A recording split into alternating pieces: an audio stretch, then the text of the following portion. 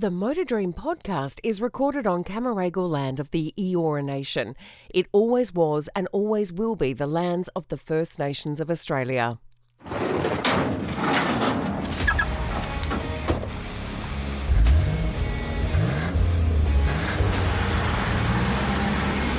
This is the Motor Dream podcast. Hello there and welcome to episode 48 of the Motor Dream podcast. I'm Connor McNally and thank you for joining me once again on the show where we can dream just a little about what our dream garage would be if money was no issue. It's no secret that Australia has a deep-seated love affair with Formula One. We revel with joy when Oscar Piastri is either taking pole or winning races, or we are devastated when he's forced to retire from a race. So far this year, it's not been the best of seasons for our man Oscar. But of course, our passion for the sport goes beyond the drivers themselves. As the pinnacle of the sport in terms of technology, Formula One has provided many Australians a chance to prove their worth in various roles behind the scenes for more than 75 years. My guest on this episode reached the echelon of the sport in the world of aerodynamics, applying his trade as a computational fluid dynamics engineer for Toyota, Williams and Caterham. And he's now passing on his experience to the next generation of aero engineers, as well as a lecturer for Macquarie University. More about my guest in just a moment, but first, here's a quick reminder of what this show is all about, especially for our new listeners. I tell my guests that one day they wake up to discover that they've received a text telling them they need to check their bank balance.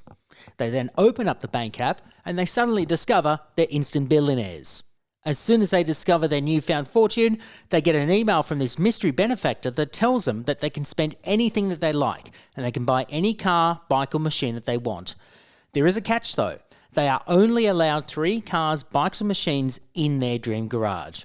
Sounds easy, doesn't it? But trust me, as our previous guests have told me, it is very difficult to decide what they'd like to have in their dream garage. As always, be sure to like and subscribe to the podcast itself wherever you listen to your podcasts, and be sure to check out the entire episode library if you've not yet done so. Also, be sure to follow us on our socials, which we'll tell you more about at the end of the show. Aerodynamics in Formula One have come a long way since wings became an integral part of the cars way back in 1968. In fact, the late Colin Chapman can lay claim as an innovator in this field when he added front winglets and a rear wing to the Lotus 49B for the 1968 season. It revolutionised the sport, and almost 60 years on, aerodynamics continue to play a massive role in car design. And when you think of car designers, some have gone on to be just as famous or highly respected as the drivers who drove the cars they created. People like John Barnard, Gordon Murray, Patrick Head, Dr. Harvey Postlethwaite, Australian Ralph Bellamy, and in recent times, Adrian Newey. They've all played a big part in the continuing evolution of Formula One car design and aerodynamics.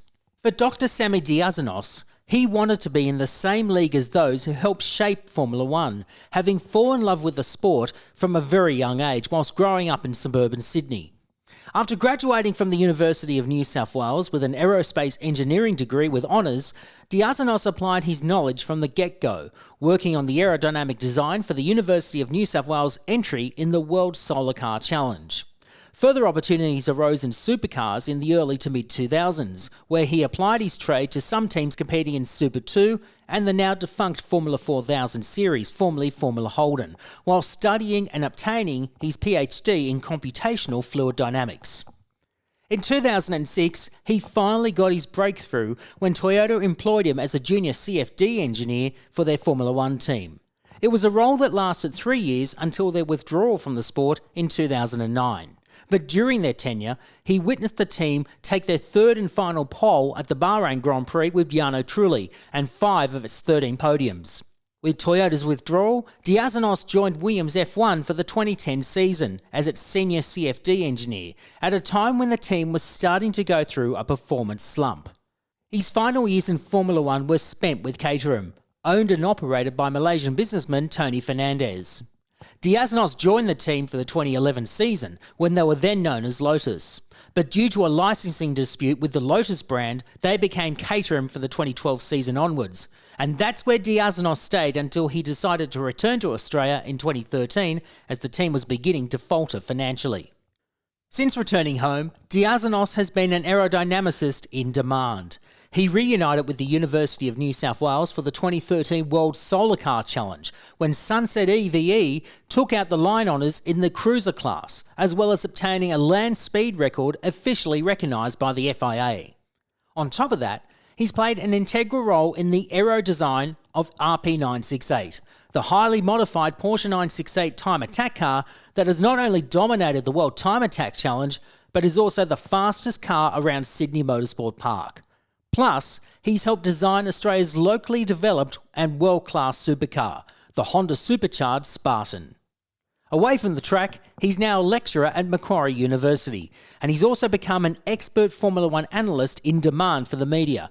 And this is where we were able to get him to come onto the show. A chance opportunity through Macquarie University has allowed us to chat with a man who had a dream to make it to Formula One, and make it he did. He remains as passionate for Formula One and cars as he did growing up, and it is a great pleasure to welcome Dr. Sammy Diasinos to the Motor Dream podcast.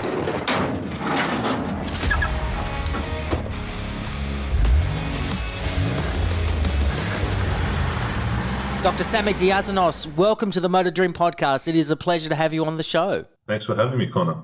It's great to have you on, particularly from a Formula One perspective, because you are a former aerodynamicist for a number of teams in Formula One, and we're at the point of Formula One where new regulations have just been introduced. We've just had the first race of the season in Melbourne, and it's caused a lot of chaos, entertaining chaos, it must be said. From your perspective as a former aerodynamicist for Toyota, Williams and Caterham, how do you see this season affecting everyone this year?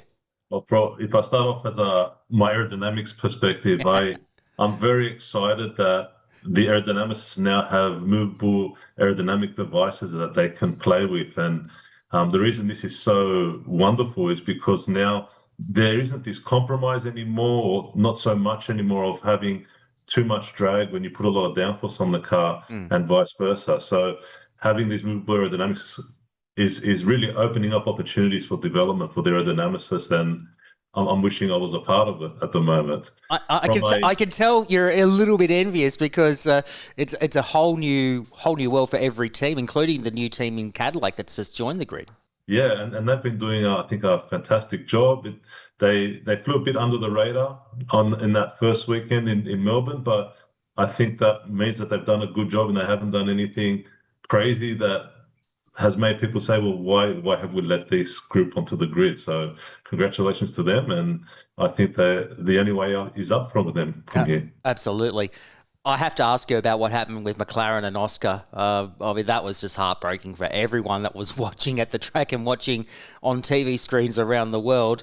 From your perspective, how did that make you feel? And do you have any technical aspect of what potentially could have gone wrong for Oscar as he was heading to the grid? Yeah, well, first of all, I'm a fan of Formula One, and when there's an Australian driver with the chance of finally breaking the hoodoo of no Australians on the podium, you don't want to see that happening. So it was terribly disappointing to see that happen to Oscar, especially after the heartache he had last year as well, with being a little bit unlucky in the rain, and not dealing with that as well as what Lando did in front of him. But I think it's a bit of a challenge at the moment that the teams have to overcome these power units and learn about them and develop them. But over time, I think we're going to see these problems get ironed out, and we're not going to really have this as a talking point, I would say, towards the end of the year. That's an interesting take that you have on that, because all the teams and a number of drivers have been very, very vocal in their displeasure of the new regulations, particularly with the new power units, the battery packs not lasting. And I mean, in the case of Aston Martin, they only had 2 battery packs left by the end of the weekend, and obviously they didn't finish. It's a very, very interesting time, but like you said, it should be ironed out by the end of the year. But it adds an element of uncertainty, which is probably something that the sport needs right now in a whole new regulation change. I think that's what was so entertaining about the first race at Albert Park this year. It was especially that first quarter of the race while George Russell and Charles Leclerc were battling it out. Even when one managed to get ahead of the other, it wasn't a certainty. It wasn't like they could drive off and build a gap and prevent themselves from being attacked. So I'm actually enjoying the uncertainty that this new regulation set has introduced, because obviously I find it very entertaining watching it. I find the stories coming out of the development of the powertrains, I think, is going to be really interesting, and the approach that's been taken to the regulations as well. So the whole situation with the compression ratio, I think, is really fascinating. But I also think that at some point the drivers are not going to have this problem to be concerned about. I think either there'll be a tweak in the regulations, or the development will be such that they will be able to go back to driving flat out and being less conscious or less worried about having to manage the energy that they have to recover and reuse. And the next race coming up is in China at the time of recording, and that's going to be a flat-out circuit. We know what the Shanghai track is like. There's a long back straight, there's a long front straight as well, very technical as well. What do you see is going to happen this weekend with the Chinese Grand Prix? Because it's going to be different to Albert Park, but then again, every track is going to be so different as the season rolls on. Yes, absolutely. And every track is going to have different energy demands. And I'm actually a bit surprised that they're not more concerned about China than what they were about Albert Park. The Shanghai circuit, like you mentioned, has some very long straights in it. And I expect that they will be running out of battery and having to super clip at some point down those straights to recharge their batteries. The thing that is in the powertrain's advantage for this round is there'll be more heavy braking zones per lap, and that will mean that they'll have more opportunity to recover and harvest. And that's what I think was lacking for the Albert Park circuit, that the opportunity to do some really heavy braking and recover the energy. That's interesting. Yeah, I'm just thinking like you think China would be a track that would struggle to, keep the battery power, particularly when you're doing the opportunities to go flat out. But it might be an opportunity to give these batteries an opportunity to operate functionally compared to what we saw in Melbourne. Do you think that's going to happen, and they'll improve as the season goes on, like the battery life? Yeah, I think definitely if you think about what those batteries are enduring per lap, it is absolutely phenomenal. It's like, I think Martin Brundle mentioned during the telecast that every 4 laps, the batteries have discharged and charged the amount that a daily home would use for electricity. So the amount of use is absolutely crazy. And the thing that batteries struggle with is the ability to charge and discharge and the impact that has on their life.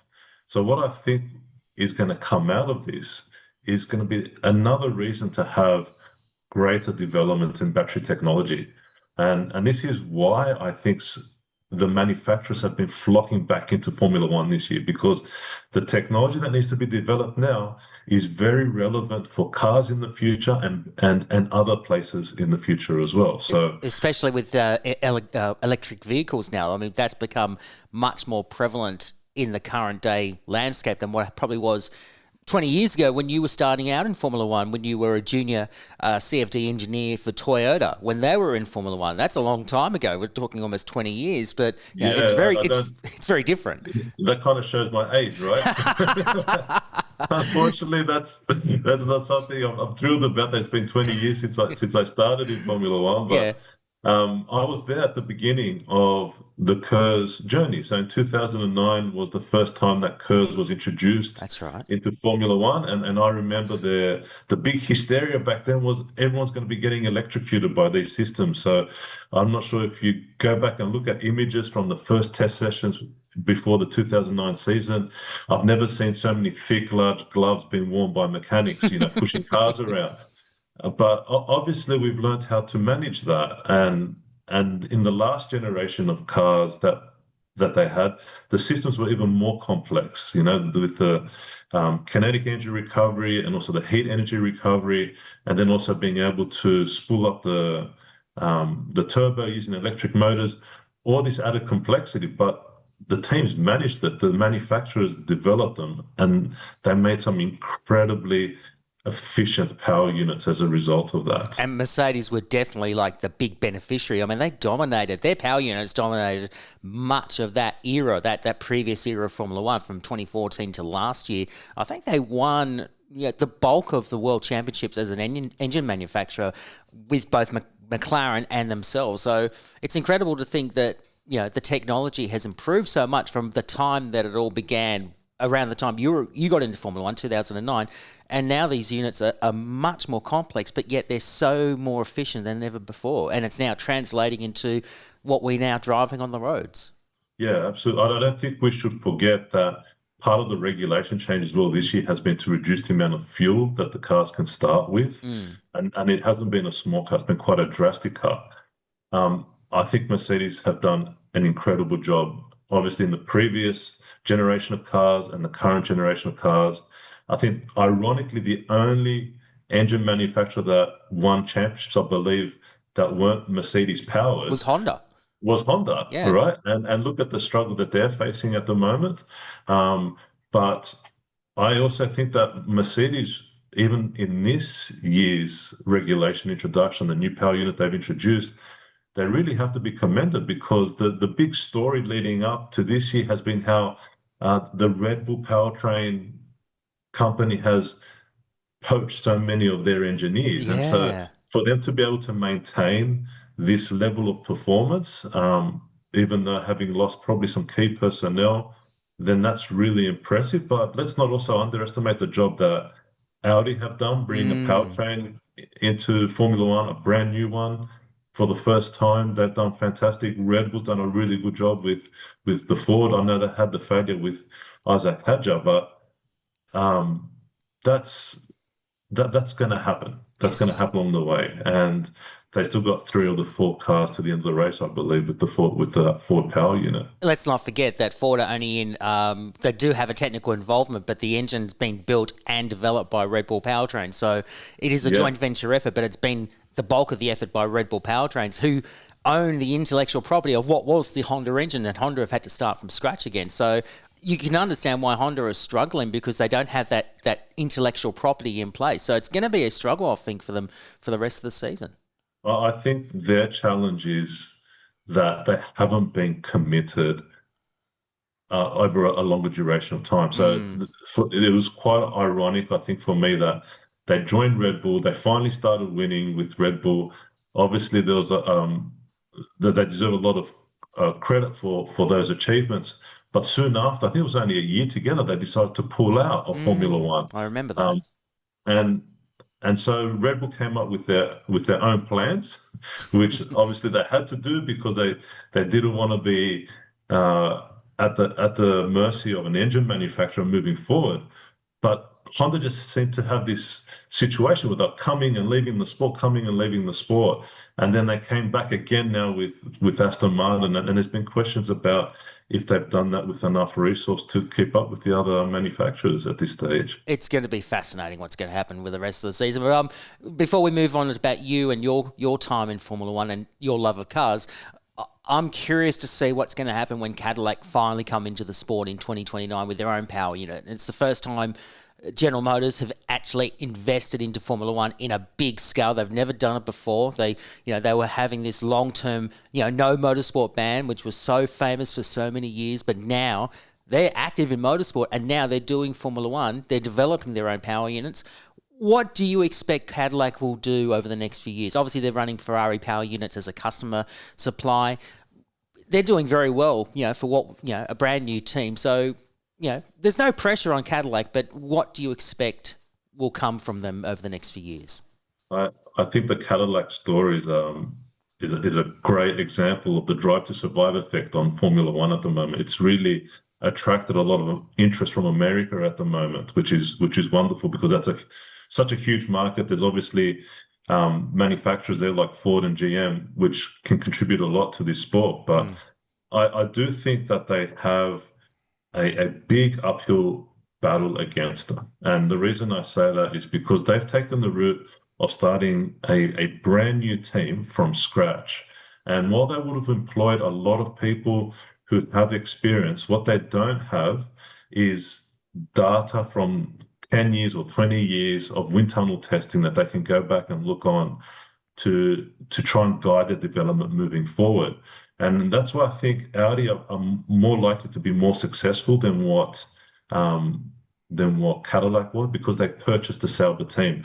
And when you purchase the team, you purchase all that intellectual property with you, and you can build on top of that. So I look back at my Caterham days, and I'm sure that Cadillac will be better funded than what we were at Caterham at the time. And we were still quite a small team when I was part of Caterham. But there was always we're stuck in this position of trying to catch up to the rest of the field. And while we're keeping up with the development of the rest of the field, we weren't quite making strides towards the field. And so it'd be interesting to see if Cadillac can achieve that as a brand new team. It is absolutely fascinating to hear you say that, because we'll now move on to your Formula One career, because mentioned before you joined Formula One, the whole circus, when you became a junior CFD engineer for Toyota, and that lasted up until Toyota's withdrawal at the end of 2009. Then in 2010, at the beginning of the new regulations, around that time where we had the V8s and the KERS system, you joined Williams, and at that same time we saw Manor come into the sport, Lotus, which became Caterham, and then of course I think we also had... There was one other team as well. It was the HRT, Hispania. Yeah, Hispania racing team. Exactly. Yeah. So not the Holden racing team as we would think here in Australia. I think it confused a lot of people. I remember that at the time, but it was originally called Hispania, and then it became HRT, and then that was in a worse state than Caterham in the end for you. But explain your involvement at the time in Formula One. Do you look back on that with a lot of fondness? And was it frustrating? Was it exciting? Tell us all about it. Yeah, well, I think the perspective everyone has to understand for me was I studied engineering. I did a PhD in aerodynamics because really there was only one thing I wanted to do in my life, and that was to go and design Formula One cars and be part of that industry and that environment. And so I have distinct recollections of every day I would walk out of the office from Toyota. We would walk through a foyer, and in the foyer of the Cologne factory, they would have a Formula One car on display. They would have the Le Mans car on display, which they had built in that same facility. And they would also have the World Rally cars, a rally car on display as well. And I would walk through that foyer every afternoon thinking to myself, how lucky am I to have this opportunity to be able to be doing this job? And it was absolutely wonderful. Our office was based between two wind tunnels, which were running 24/7 at the time because there was no cost caps when I started in Formula One. We meant the tunnels could be run as much as you want. If you had an idea, you could test it in a CFD cluster. Really, there was just so much opportunity to do things at the time. So it was really fantastic, and I really enjoyed it. It was a shame, obviously, when the global financial crisis hit and Toyota closed down, but I have to say they were extremely generous with how they treated everybody that lost their jobs at the time. And I'll never forget my manager at the time, Jason Somerville, how he was on the phone nonstop trying to get all his staff new jobs in other teams. That's using incredible. his own contacts. He was incredibly generous with his time at the time, and that really, I believe that played a part in me moving across to Williams later. And Williams were at the time going through like a real down period in their time in the sport, because they were very successful. They had their success with BMW engines prior to that, then they went to Cosworth, and then I think they had Toyota engines for a period, and it wasn't as successful as everyone had hoped. So it must have been a challenge for you going to a team that was really struggling for any form at that time. It was a real eye-opener for me, but I don't think I saw it that way before I started with them. I remember looking at my contract that I signed with Williams, and at the footer of the contract, it wrote something like 9 Constructors' Championships, 7 World Championships, I don't know how many 100 wins. And I just remember looking at that game, look at the caliber of team that I am joining. I was so excited that this was also the team that I used to follow as as a teenager and was really excited turning up to Same. university in my Williams jackets, right? I was a Nigel Mansell fan. I loved watching him Yeah. when he won the world title in '92. I thought that was fantastic. Yeah, and for me, I was always an advocate for Damon Hill Mm. when he was fighting with Michael Schumacher, and then Villeneuve when he won his last championship, and that 1997 collision happened on the night before my HSE started, and I was still watching the Grand Prix, much to my mum's despair. Right? So, Oh, if only she could look back now and think, oh, okay, it all makes sense. yeah, I think she does now. Now she understands Yeah. because this is what I've been so passionate about. This has been the motivation for me wanting to study. Mm. And so joining that team, I was super excited, but the feeling I got there very quickly was that at the time in 2010, it was a team competing in Formula One in 2010 like they were still in the late 90s, early 2000s. They just hadn't progressed in their development or the way that they undertake the development in their mindset. And it felt like a huge shock to me coming from Toyota to Williams, where there was the same amount of resource, but less people utilizing it, which meant there was less thought about what was being done at the time. So it was more about use all the CFD simulations you can, run as many wind tunnel tests as we can, but we're not really got enough time to figure out, is this right or wrong? We're just looking for parts to put on the car effectively. So that's why my time came to an end at Williams fairly quickly. Mm. And unfortunately, in 2010, I think they had one of their worst seasons ever. I do remember that. That Right? was. I think they might even got the wooden spoon that year in the Constructors' Championship. I think you're right. Um, Yeah, they were yeah. last in the World Well, Championship with points. yeah, Yeah. maybe not last because there was the three new teams that entered, but definitely maybe not even scoring points or something along those lines. So I remember the bonus that year was I think £5 per point. And it was just so rare for us to score a point that year that it was a joke that when we did the fantastic, we'll go to McDonald's and get ourselves a sundae now, right? But it must have felt demoralising at the same time. You go from Toyota, who, although they didn't win in Formula One, they had a number of podiums, number of pole positions as well, and they had some success. And you go to a team of Williams with such a historic caliper behind them, but yet they were just in a position where they just weren't progressing anywhere at that time. Yeah, but what I think that really highlights is how important it is to constantly move forward in Formula One. Mm. You cannot say this is how we've done it and this is how we won championships 10 years ago, because that's not relevant anymore. You really have to progress. And even last night, I was looking at some photos of the floors for the Formula One cars that finished in the last regulation set. I was comparing them to how they started the regulation set. The complexity in the floors at the end of that regulation set versus what they started with is incredible. And that just highlights the ongoing development that you get in Formula One, which is fantastic. In 2011, you went to Caterham, and that would have been just as eye-opening, if not even more, when you went to a team that was, basically a startup team. They were then known as Lotus, and I think it was run by Malaysian interests at that time. And then obviously it got sold off, and Caterham, the car manufacturer, bought them out.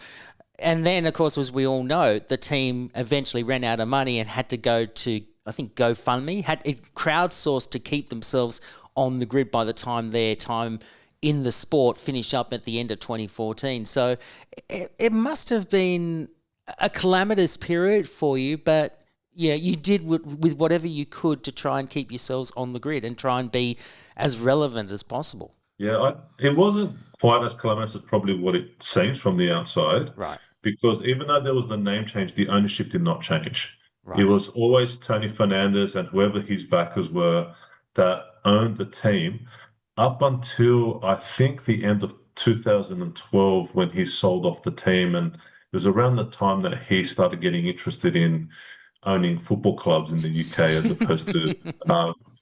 as opposed to turning up to Formula One races and watching green cars go around. So I think the most calamitous thing that happened during my time with Caterham was the move from Hingham, which is where they started, to Leafield into the old Arrows facilities. That's right. Yeah, Yeah. and a lot of my teammates or colleagues at the time really committed not just their lives but their family lives to move to Hingham, and so it was quite frustrating for a lot of staff to move back to what is admittedly the epicenter of Formula One in England. So, but I really enjoyed being part of a small team because being part of a small team meant I got given probably responsibilities that I wouldn't have got if I was part of Mercedes or Red Bull, let's say, for example, or I would have had to wait a lot longer to have those opportunities. So at Caterham, I was the head of CFD development, which meant I was responsible for all the engineers using CFD as a tool. And I was also the special projects wind tunnel leader, which meant that I got to test things in the wind tunnel, like the blown exhaust and the F ducts and the DRS systems and the future car programs. So that was a fantastic opportunity, and I also got to work with a lot of other departments. So to develop the blown exhaust, for example, I had to work with the Renault engineers who were working on the engine mapping and making sure that we were correlating what we're doing in the tunnel with what was achievable on the track. And also with full scale, when we're designing front uprights, they were getting aero input from me and my group to help design what the upright shape should be and the caliper shape should be, so we could still cool it. So it was wonderful. I really enjoyed working for all three teams, but definitely Caterham gave me opportunities that other teams didn't.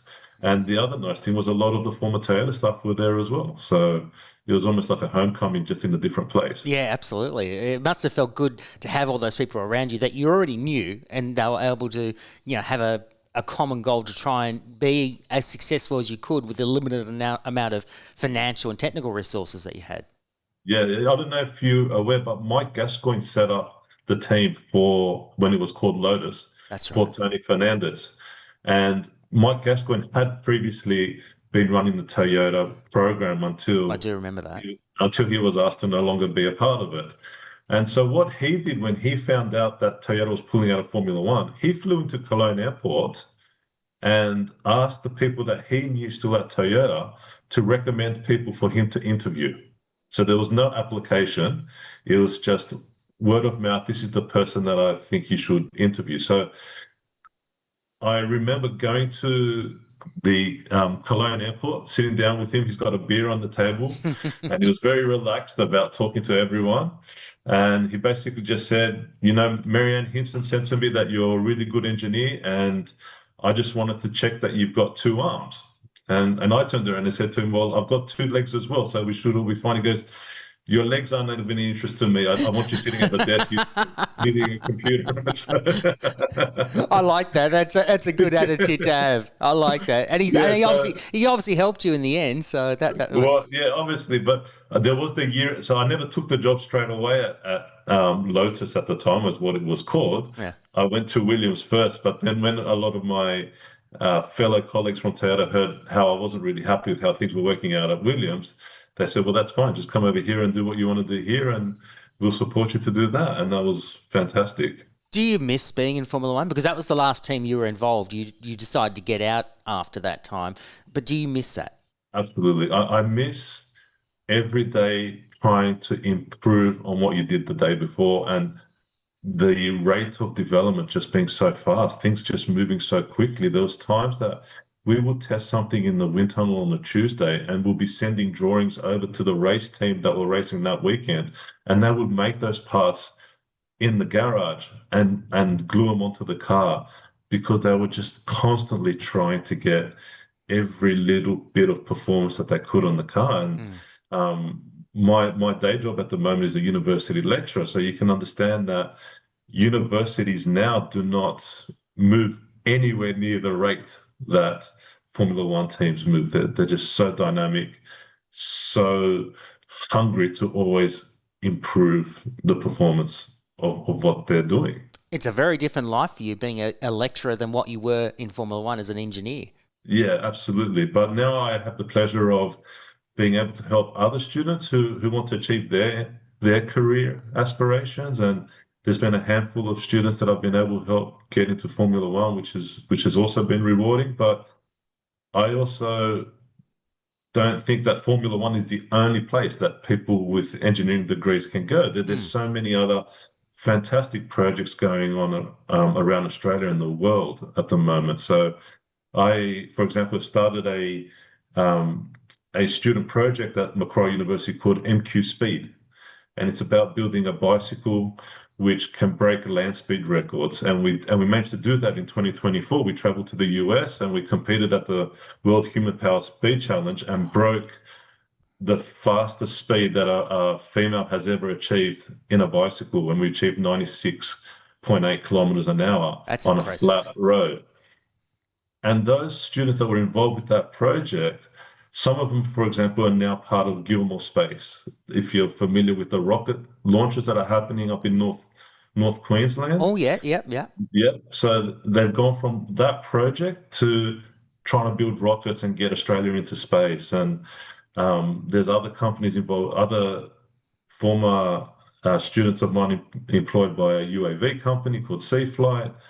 I just hope that my students now at Macquarie University can have the same opportunities to realize their dreams as what I did by doing engineering. Do you have any other interests in motorsport or cars in general? Do you like looking at other categories such as IndyCar, supercars, or do you have any interest in cars in general? I definitely have interest in cars in general, but my approach to, let's say, road cars is very different to what people might assume. I have a big interest in other racing categories as well. So I've always followed supercars from a very young age. It's been the premier category in Australia up until now, and even now it's still the premier category, I would say, in Australia. And I think it's fantastic to see how they've been doing all this aero parity work, and they're taking a much more scientific approach to trying to achieve that parity in comparison to what they've done in the past. So I think that's wonderful, and I'm happy to see that for the sport. But another category that I'm really keen on, which is not just here in Australia, it's worldwide, is time attack. I love time attack. How good is it? Time attack is fantastic. It's like it's drag racing on a circuit. Yes. I do know. It is, and it's so intense. Like, I think if anyone's not been to the World Time Attack Challenge, you need to go, because these cars, predominantly production spec, get done with so much aerodynamics, and they're running on R-spec tires, and it's pushing the limits of aerodynamic adhesion as well as physical and mechanical adhesion. It's just mind-blowing to see how fast those cars can go around Sydney Motorsport Park. So I've been involved with the development of RP968. I know Martin Moore. I know Martin Moore quite well. I know him very well. So I'm part of the team for that car when it was running, and I did all the aerodynamics work for that car. And I remember reading an article that the car owner, Rod Pobestek, he did an interview about his ambitions for this project when it first started. And he was like, I want to beat the outright lap record at Sydney Motorsport Park, which was held by an A1 GP car driven by Nico Hülkenberg, right? And I think we all on the team thought to ourselves, well, that's a bit fanciful, like we're starting with a road car and it's so much heavier, and it's definitely not an open wheeler, right? But the amazing thing is we did it. We actually did it, and we broke it by more than a second eventually. So I'm just so chuffed to have the opportunity to work on a project like that. For me, that's been the closest thing to Formula One that I've been able to do here in Australia. That's incredible. It's just a shame that the rules have changed in terms of Motorsport Australia, where that lap that Barton said is not recognised as the official lap record of Sydney Motorsport Park, because the rules were changed after Chris Mees broke the lap record at Bathurst in a I think it was at Challenge Bathurst, and there was a bit of a hullabaloo about that. So does that irk you a little bit? I didn't know that was the case. I thought it was the official lap record for Sydney. We'll have to look at that. But but I still remember watching that lap. That was so impressive. He's a good driver. But fantastic to work with. It's a great fun. And the other thing he's learnt being involved with our team is not to jump off the roof of the car in celebration, because that's how you break your ankles, right? I do remember seeing that. I was there when it happened. It was very embarrassing for him, but it was so funny. He was so apologetic after it happened. And I just remember him saying to Rod, the car owner, he's like, "I'm sorry, Rod, I'm sorry," because we still had the whole day of events ahead of us. That was the very first session in the morning that he broke his ankle. And I just remember Rod turning and go, "What do you mean, sorry? You just did like a 1 minute 18. That's like, you don't need to have anything to be sorry about." So it's all right. We had a lot of fun with it the next year when we came back, and we did go a bit faster again.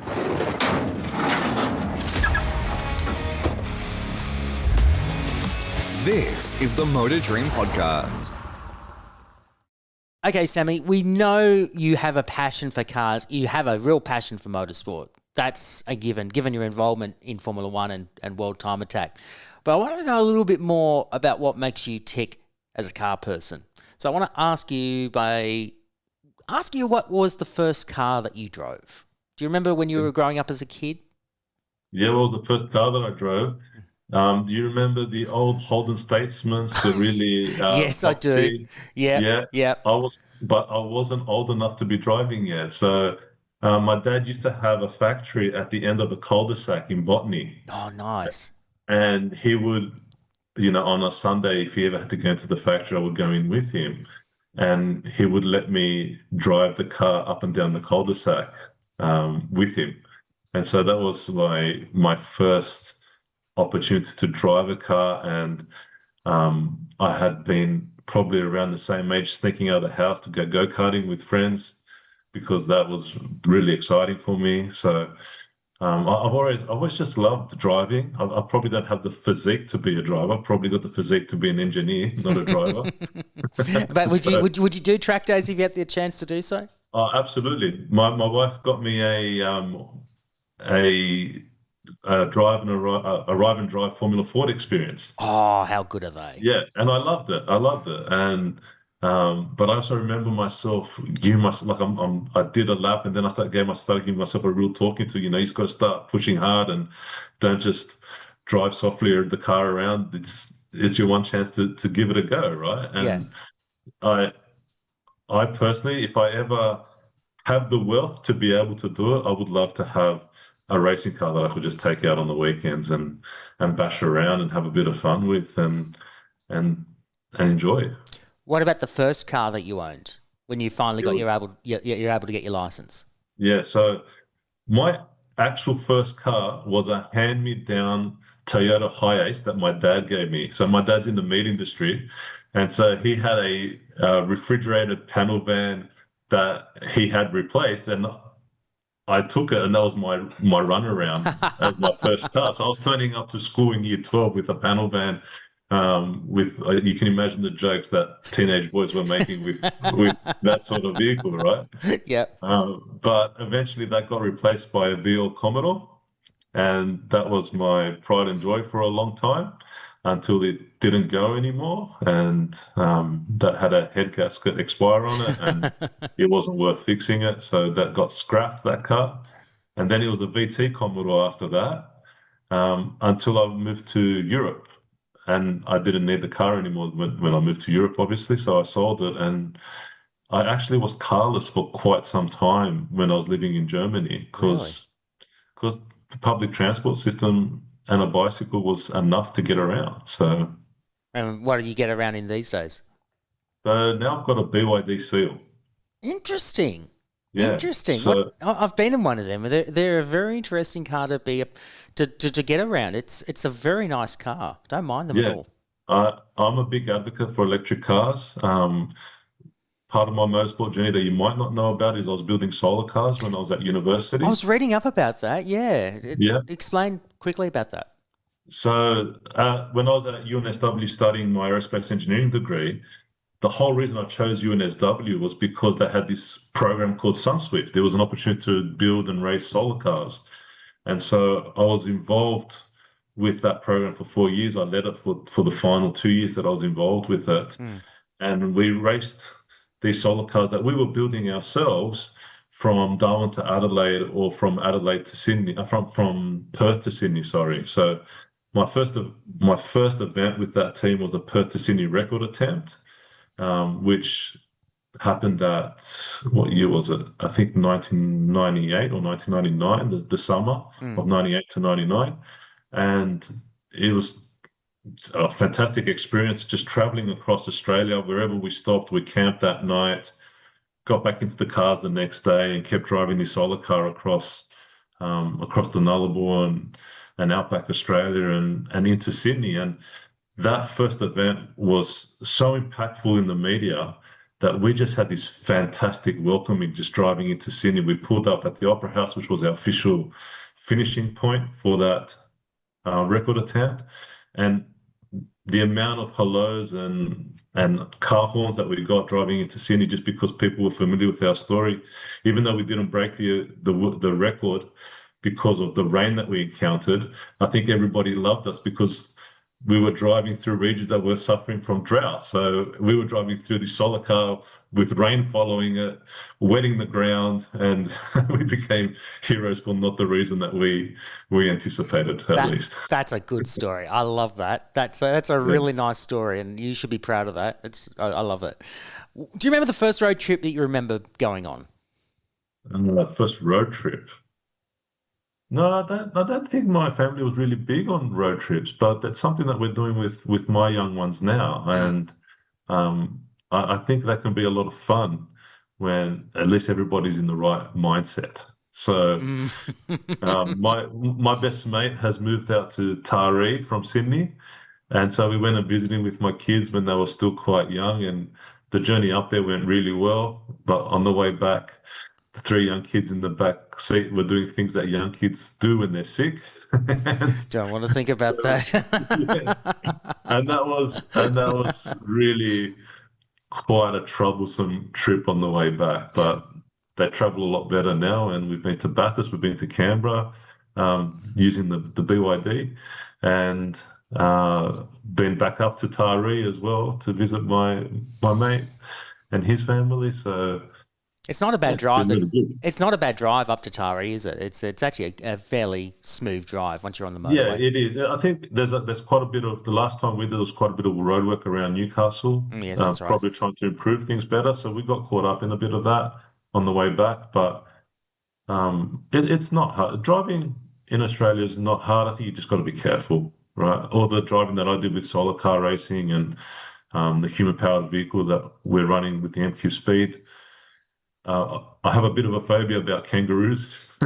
I think after the Bathurst 12 hour, there might be a few people might be phobic to kangaroos after what happened. Well, I have some friends in the UK, and I sent them the video of the near miss during the Bathurst 1000, and the response that they gave me was, "That must be AI. That can't be real." Right? And then we went to the 12 hour. In the first half an hour, they hit a car before the sun was out. Yeah, right? the Chris Mees. Yeah, that was crazy. And like, I think these drivers are incredibly lucky that there's been no injury more serious than what we've had so far. Like, so a damaged car is okay. You know, that costs money. We can fix it or we can replace it. But yeah, you obviously don't want people getting hurt because of a collision with a kangaroo, because they're big, heavy animals. They're not the nicest. They're not fluffy, pets or whatever. They're monsters. That's the tourist thing they are. Yeah. When I was working in Europe, I used to have this impression that they thought there was kangaroos hopping across the harbour bridge or something like that, right? Yes. And then within a month of me coming back home, there was actually a story of a kangaroo, I think, escaping from Taronga Zoo, and it was found hopping across the harbour bridge. I think I do remember that. Yeah. Oh, that's funny. So I can just imagine all my mates back in Europe saying, "Yeah, Sam was such a liar." That is so funny. Oh, it's a very Australian thing. It's very Australian. Yeah. All right.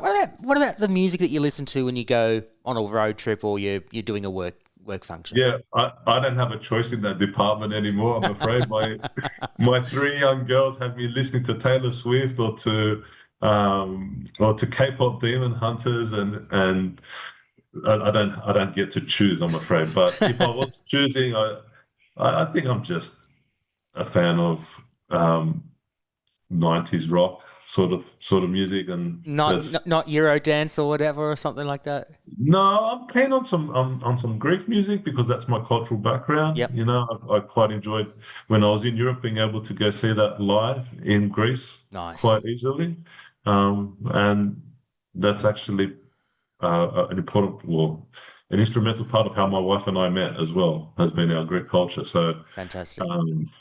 Yeah. That's really cool. I like that. What about getting your license first go? Did you get it first go, or did you have to wait a few No, times? no. I nearly hit someone at a roundabout on my first go. So, What? yeah. So we went to the RTA, as it was called back then. Yep. Right. And um, obviously you do the written test to get your L's, but to get your P's, you have to do the driving test. So we started driving. Honestly, I was really nervous. I really wanted to get my license, my P, so I could start driving by myself. Yep. And I came to a roundabout, and I remember looking to the left, looking to the right, but not looking straight ahead of me. Oops. So I nearly took off, and when I took off, I realized that there was a car ahead of me. So I slammed the brakes, and it was, I don't know if you've ever been in a car that the professional driving schools have, where they have a second set of I do. clutch and brake pedals. I have a friend of mine whose dad ran a driving school for years. So I was in his car. I was taught by him actually. So yes, I do know. They've got the second set of pedals. This distinct recollection that after I jumped onto the clutch and the brake, because I had to do it in a manual car as well. Oh, it makes it worse. That I looked across to my examiner, and he also went to jump onto the clutch and the brake, but I beat him to it, thankfully. So unfortunately, I didn't get it on my first attempt, but I was there as soon as I could be afterwards, and I got it on my second attempt. And then I was in the butcher shop asking my dad, "Can I do any deliveries for you now that I have a license?" Because I just wanted to drive. And did he let you? Not right away, but eventually he did. Did he teach you how to drive, or was it someone else? My dad started me. Yeah, my dad started me off. He taught me gave me my most opportunities for driving. I also had this habit that when it was time to go get ready for school, I had this extra motivation out to be the first one in the car, because I would wait in the driver's seat. And, you know, if my mum said that she didn't want me to drive, well, she didn't have much of a choice, I'm afraid. I was driving to school. So, and so I just took every opportunity I could to drive. And I feel like I've done quite a few Ks with all the solar car racing and the human powered vehicle racing that I've done as well. I like it. Yeah, that's cool. Well, you got the miles up in the end, so it worked out well. Absolutely. What about the best car that you've owned since, like, before you came back, you went off to Formula One, and since you come back? Since I've come back, well, I feel like every car I buy is better than the last one. My previous car was a Golf GTR. Nice. And that was fantastic. I really loved it. If it wasn't for the maintenance issues that it had, it was a really enjoyable car to drive. And ironically, even though I'm driving an electric car now, when I would drive it on the highway, I really liked the sound. I really liked the DSG gearbox in it. So that was a really enjoyable car to drive. But I really love my current car, the Seal, as well. So I'm a huge advocate for electric vehicles, even though that's probably not a very popular opinion within motorsport circles. Not quite at the moment, but I mean, we've got Formula E. Do you watch Formula E much? I've never watched much Formula E. I've watched some highlights here and there. I thought it was quite interesting that the first few years that they were doing Formula E, they had to do these mid-race pit stops and swap over cars because the battery wouldn't last the whole race. And then I would always question, is this doing more to further the cause, or is it just adding to the range anxiety that people already have about electric vehicles? So I'm happy to say now that they don't need to do that anymore. But as an aerodynamicist, you don't get the opportunity to develop the aerodynamics of those cars. It's more about the control software and the powertrain that you have to install into an existing car. So that's kind of kept me a little bit away from that category. 2 more questions before we move on to the Dream Garage. What about the worst car that you've owned? I didn't own it, but at some point my grandfather gave me his very old Toyota Corolla. And it wasn't a Corolla like the hatchbacks that we might remember from our age. It was like from I would say a late 60s model Corolla. I think I know the ones you're talking about, because I think my dad had one for a brief period of time, and it was a hand-me-down from a friend of ours that we had at the time. So Yeah. I think I know the ones you're talking about. Yeah, so unfortunately, my grandfather at the time couldn't continue driving, so I got to take his car. But I distinctly remember it didn't have two side view mirrors, Oh, and no. I think it only had a passenger side one, not a driver's side one. So when you wanted to change lanes in one of the two directions, you had to look over your shoulder. That was just something I had to become accustomed to. So, but you know what? It was still a car, and it still got me around. And if it didn't cost me anything, I was pretty grateful for that.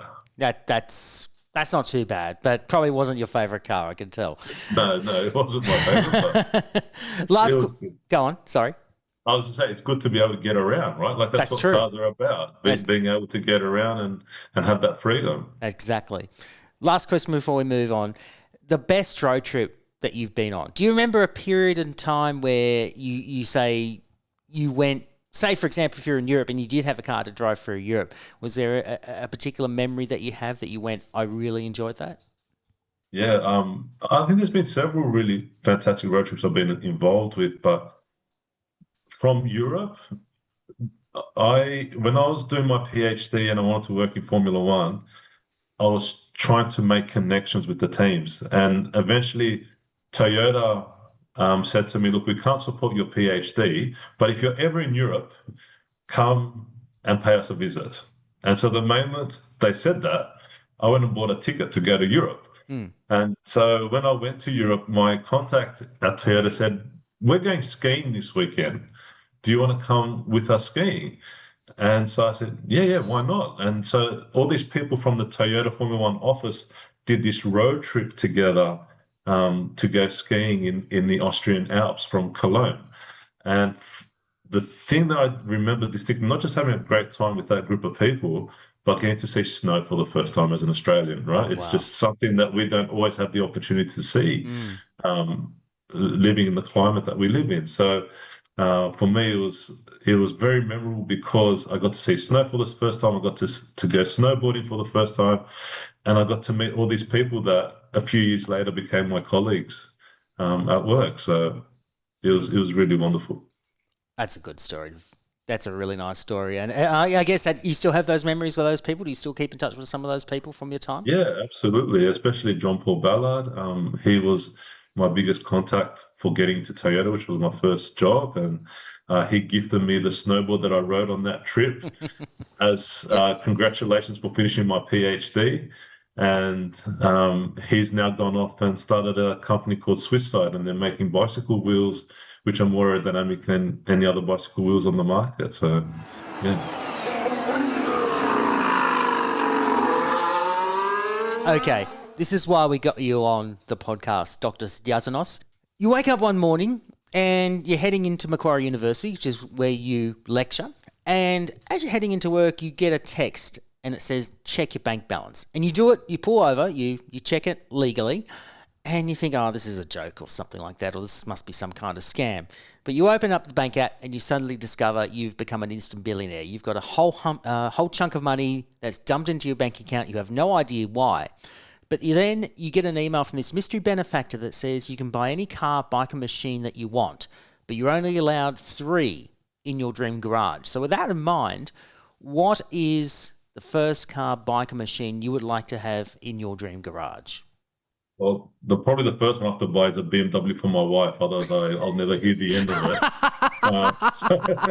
it. What BMW? What BMW? Well, I'm quite fond of the 8 series, of the 850, because I think it's quite a sporty looking BMW. But I'm also I quite like the electric 2-door car that they have. I think it's the i2, is it? I think it is, yes.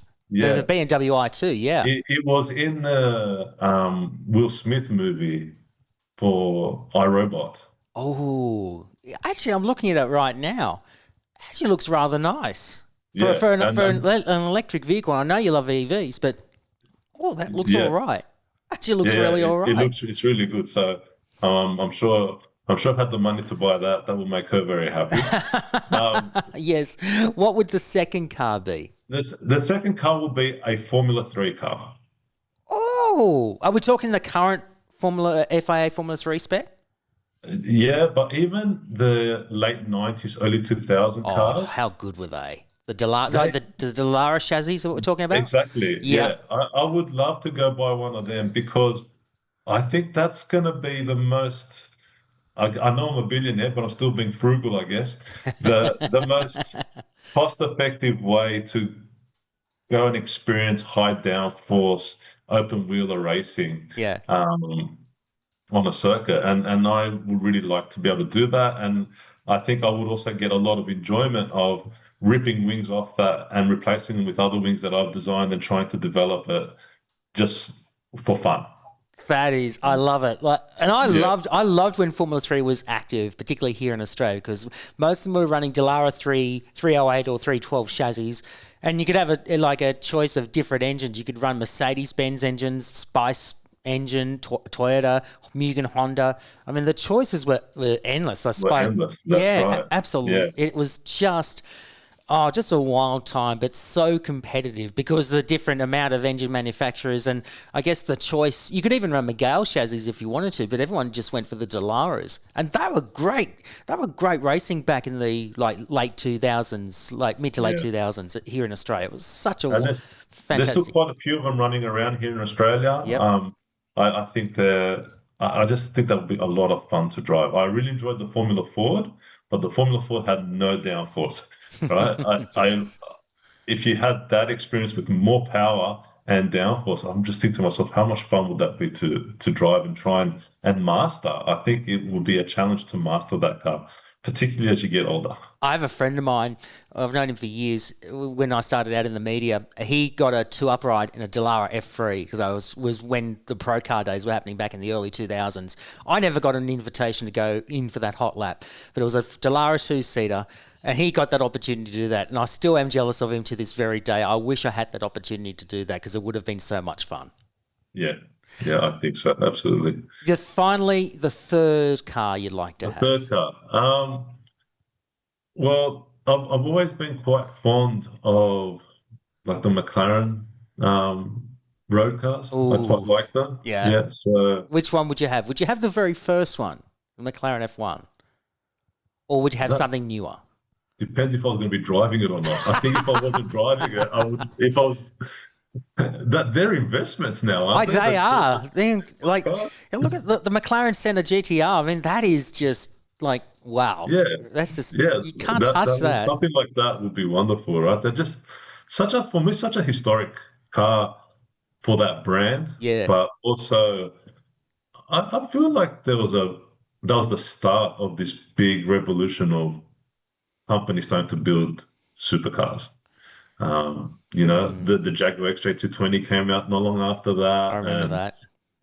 Then there was just this arms race: who can go fastest in a straight line with all these production cars. And I think I remember McLaren. They did in Germany. That on that, I think it was the VW test track. They got to 391 kilometers an hour, and that was the fastest fastest production car anywhere in the world in that time until the Bugatti Veyron came along and smacked it. So that's right. Yeah. But the McLaren, I like that. That's a good. For your case, I think the McLaren Senna. It's just like that F1 link, Ayrton Senna. Yeah, that's perfect. I promise you, if I ever have $1 billion in my account, I'll come and consult with you before making the purchase. I like that. So the McLaren, any McLaren, but in my choice, the Senna F1 GDR. The Delara, I quite like the sound of that. Yeah, the Delara Formula 3 chassis, depending which model it might be. I think the later ones would be perfect. And the BMW i2. I think it's a really nice dream garage, but the element of racing car, supercar, and electric vehicle. It's very unique, and it's a good way to end the interview. It's been great to chat with you, Dr. Diasinos. Thank you so much for your time, and thank you for chatting about Formula One and everything about your interest in cars and motorsport. And all the very best for the future. And hopefully, we get to see Oscar Piastri win the World Championship this year.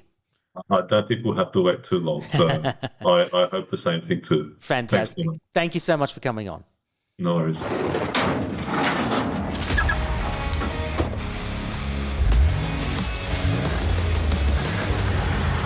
I have to say, when Dr. Diasinos mentioned the Dallara Formula 3 two-seater, I went into a deep state of envy.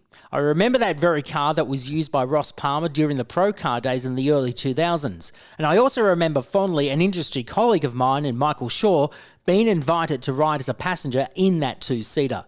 The smile that he had after the ride was one I'll never forget, and I was so jealous of Michael because of it. But what a cool thing to have as a part of your dream garage. A Dallara Formula 3 chassis, along with a BMW i2 and a McLaren supercar. A very impressive dream garage, Dr. Sammy. You have my respect. And a footnote to the lap record at Sydney Motorsport Park by RP968. As I was editing and producing this episode to be released, I went to the Sydney Motorsport Park website and checked their lap record database. And although RP968's time of 1 minute 17.444 is the fastest lap ever set around Sydney Motorsport Park, it is not the official outright lap record. It remains in the possession of Nico Hulkenberg, who set the official lap record time of 1 minute 19.142 in 2007 at the A1GP round that year. Controversial, yes, but the rules were changed by Motorsport Australia in 2019 to prevent teams using speed events such as Challenge Bathurst and World Time Attack to exploit regulation loopholes. So officially, lap records can only be reset in true race conditions. That said, the lap by Barton Moore was outstanding, and Dr. Diasinos deserves as much credit for his role in the car's success. My profound thanks to Dr. Diasinos for his generosity and time in such a busy schedule. My thanks also to Macquarie University and to Kirsten Babels at the Impact Institute for facilitating the interview. You can learn more about Dr. Diasinos and his career achievements via his business website, Dynamic Aero Solutions, at dynamicaerosolutions.com. Speaking of websites, the address to visit the show website is themotordream.com.au, where you can listen to past episodes, find more information on each of our guests, and also on the show itself. You can find us on Facebook and Instagram with the handle The Motor Dream, and you can start a conversation about your dream garage by using the hashtag The Motor Dream, or drop us a line on what your dream garage would be, or leave us some feedback on the show itself. Our email is themotordream@beastproductions.com.au. Lastly, make sure to like and subscribe wherever you listen to your podcasts, be it Apple Podcasts, Spotify, Amazon Music, YouTube Music, and now you can find us on the Podbean and iHeartRadio apps. Thanks for listening, and remember to drive or ride safely out on the roads wherever you go.